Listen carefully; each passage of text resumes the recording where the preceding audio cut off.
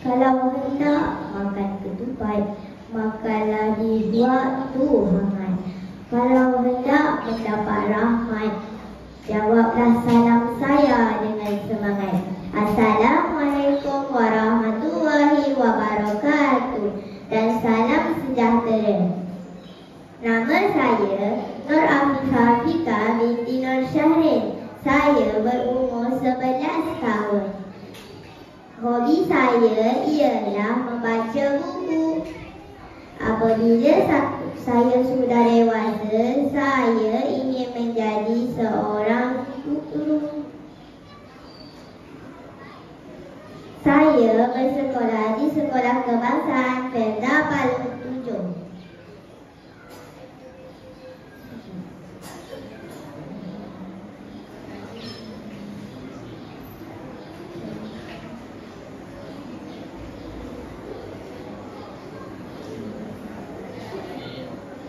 Pada hari ini, saya akan membicarakan tentang sebuah buku cerita kegemaran saya. Tajuk buku cerita kegemaran saya ialah Manisnya Pengalaman. Buku ini ditulis oleh Omar Rahman.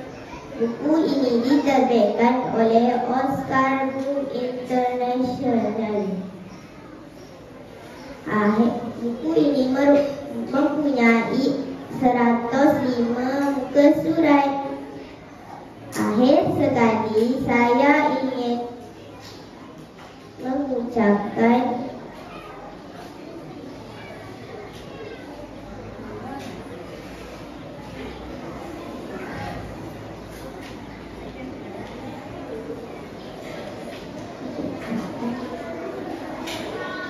agar semua rakan membaca buku ini kerana buku ini menarik dan banyak pengajaran.